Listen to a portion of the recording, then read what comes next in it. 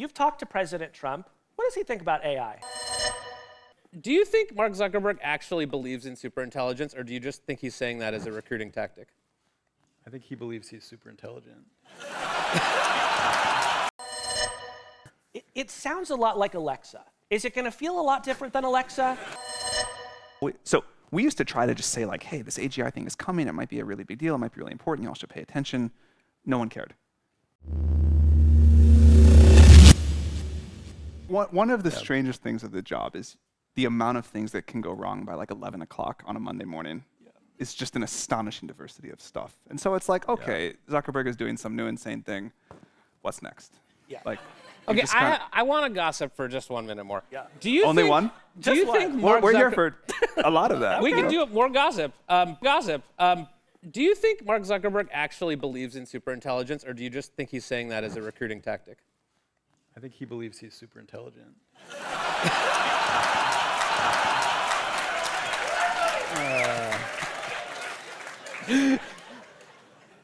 Lightcap off the ropes! Very good. All right, but it sounds like your confidence has not been shaken by the recent raid on your employees. We're feeling good. Yeah. All right. All right. So you recently wrote this essay I just mentioned, the Gentle Singularity, and you wrote, "We're past the event horizon. The takeoff has started." And people, I think, read that and thought, do these guys like have a super intelligence that they're keeping it in the basement? I assume that that's not true, but tell us a little bit about why you wrote that essay and when, in your mind, we hit this point of no return. We don't have a super intelligence in the basement, but we have shipped a model that any of you can use, and I hope any of you do, that is quite smart relative to what you might have expected 5 years ago, where the world would be with AI. And we have all adjusted to this. We've all just sort of said, oh, this is the new world. We have like PhD level intelligence in our pocket, and we can use it. We can talk to it all day. We can do all the stuff for us. But it is kind of remarkable that this has happened, and this is the world now.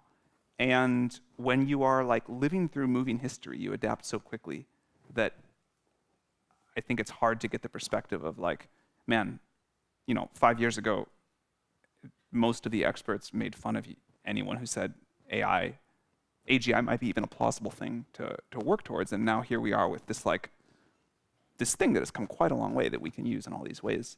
And we have always, so we used to try to just say like, hey, this AGI thing is coming, it might be a really big deal, it might be really important, you all should pay attention.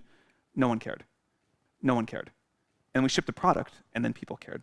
And a thing we've learned again and again is, talking about it doesn't seem to break through, but if people can use it and feel it and, see where it's good and where it's bad and integrate it with their lives, then they do. And so now we see many years ahead of us of extreme progress that we feel is like pretty much on lock, and models that will get to the point where they are capable of doing meaningful science, meaningful AI research. And we continue to feel a responsibility to tell the world about that. Most people won't listen. Maybe some more people will listen this time. But we'll ship products that expose these higher levels of intelligence that we'll build. And that is how I think people will really get their hands around what's happening. Now, Brad, it's your job to manage the business of OpenAI. What does being past the event horizon towards superintelligence mean for OpenAI as a company? I imagine it makes lots of different kinds of decisions different, but how do you plan for a world like the one that Sam is describing as a person who runs a business? Yeah, it's the fun part of what we do. We debate this internally a lot. We will kind of wake up one day with this incredibly powerful thing, and will the world be different that day? And I think what we've all kind of agreed now is it probably won't. Kind of to Sam's point, I think these things really have to be kind of integrated into people's lives. They have to be felt, and that change is more gradual.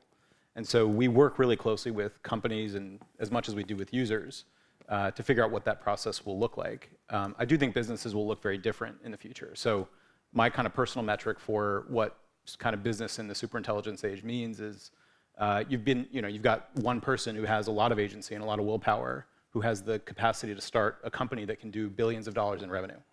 And it's hard to imagine now. Like, you think, okay, yeah, I need salespeople, and I need product people, and engineers, and accountants, and so on. But all of that stuff now can kind of just be managed, right? It can be kind of built into the system, and that just gives incredible agency to individual people. So I want to get into the nitty-gritty of building this future. Right now, the agents that you all have built for coding are really extremely good. People can build a lot of amazing stuff with them. Outside that domain, we've seen less progress. Talk to me about what's going to happen the next year that makes you feel like you can start knocking off one or more of these other domains. Well, first of all, coding's pretty general purpose. If you can write code, you can do it.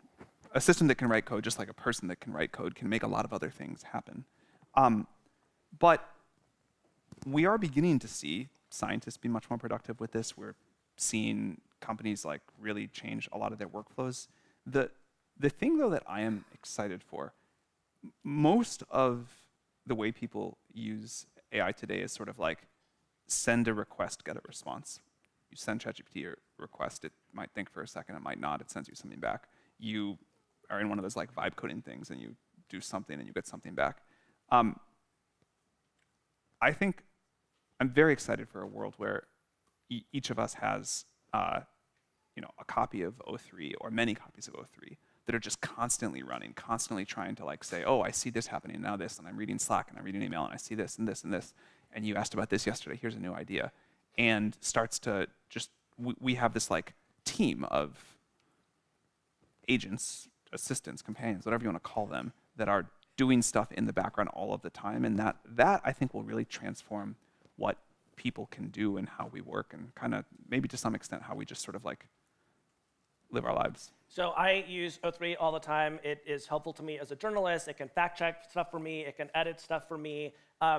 When is the moment when like it just kind of knows what I do, and in the morning it actually just kind of starts doing that stuff without me telling it? Well, that's kind of what I'm talking about, except I don't think it should be without you telling it. But I would love, if I woke up every morning and there was, a drafted response to every email that had come in overnight, and I could click and I could say, I want to send this one, I want to edit this one, I want to send that one. If I could open ChatGPT and say, hey, here was the stuff you were working on yesterday that you didn't finish on your to-do list. Here's my attempts at that. Do you want me to take this action, that one? And by the way, here are these other things that happened overnight in, with a customer or in the world or whatever. And, here's a set of stuff I could do for you. And I have like all of this ready to go. And I could just sort of go through and say like, okay, do that, don't do that. Here's what should have been different here. That I'm very excited about. But I don't want to like go to sleep and have O3 just start taking actions for me. All right.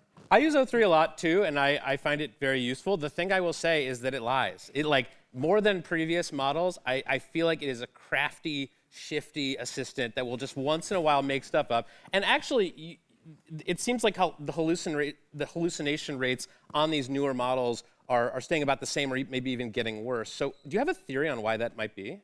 I think it did get a little bit worse from O1 to O3, and we'll make it much better in the next version. I think we're earlier in learning how to align reasoning models and also like how people are using them in different ways, but I think we've now learned a lot, and I would suspect you'll be very happy with the next generation there. So you made your largest acquisition to date this year with Jony Ive's I.O. The first crop of AI hardware that we've seen has not been particularly successful. Brad and Sam, what do you guys feel like you're seeing that makes you feel like you can do something different here? Well, every time you kind of replatform technology, there tends to be kind of a corresponding set of things that get built that change how we interface with that technology. So I think the question here is that going to happen again? All of a sudden, right, like you have, you kind of miniaturize the PC and you have the mobile phone, the PC itself was a miniaturization of the mainframe and so on and so forth.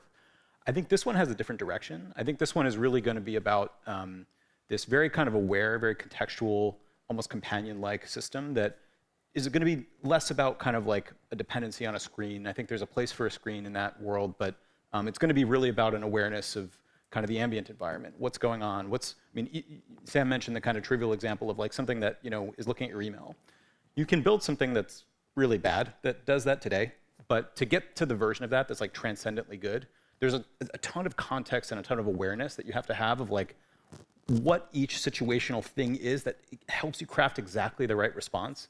And imagine that now in kind of any arbitrary situation and wanting to have that with you all the time. And so I think that's a very compelling direction for this type of hardware. It sounds a lot like Alexa. Is it going to feel a lot different than Alexa? Don't you just want to wait and be surprised and get some joy? Like, it's been a long time since the world has gotten a fundamentally new kind of computer. Yeah. Like, let us try. Okay. If it's Alexa, we're going to be really mad. I'm just saying that right now. So will I. And these people will remember this. Yeah. Sam. No, I think we can do. I think we have a chance to do something truly great, but hardware is really hard and it takes a while. And I've always wanted to try to do a new kind of computer, but that hasn't worked most of the time. So we're like really going to take our time and try to get it right. Sam, a few years ago, you described your relationship with Microsoft and its CEO, Satya Nadella, as, quote, the best bromance in tech. The bromance has been feeling a little wobbly recently. OpenAI needs Microsoft's blessing for this for-profit conversion, and Microsoft is reportedly peeved at you about a bunch of things, including the terms of a planned acquisition. Last week, the Wall Street Journal reported that things had gotten so tense that OpenAI executives were considering reporting Microsoft to the government for anti-competitive behavior. Do you believe that? When you read those things and say, like, do you think...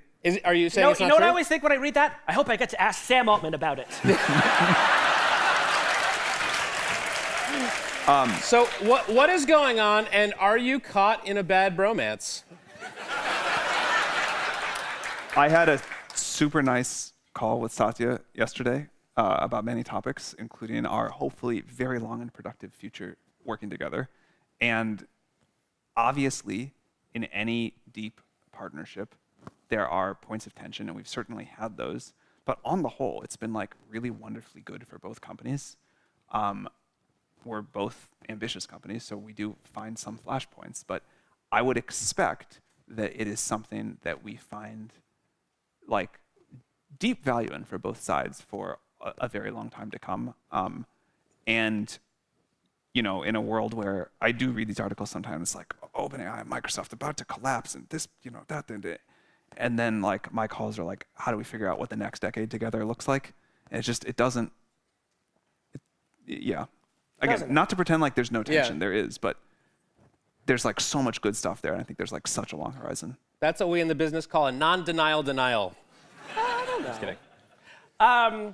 Let's move on into some policy stuff. You've talked to President Trump. What does he think about AI? What are those conversations like? That was not intended to be a laugh line. You want to take it first? Yeah. I'll do it. No, that's fine. That was not intended to be a laugh line either. Yeah. I think he really gets it. I think he gets the technology. I couldn't say that about all presidents. I think he really understands the importance of leadership in this technology, the potential for economic transformation, the sort of geopolitical importance, the need to build out a lot of infrastructure. They're like very productive conversations, and he has done stuff that has really helped the whole industry. It is easier to permit data centers and new energy to run those data centers than it has, I think, ever been before, and that could have gone the other way.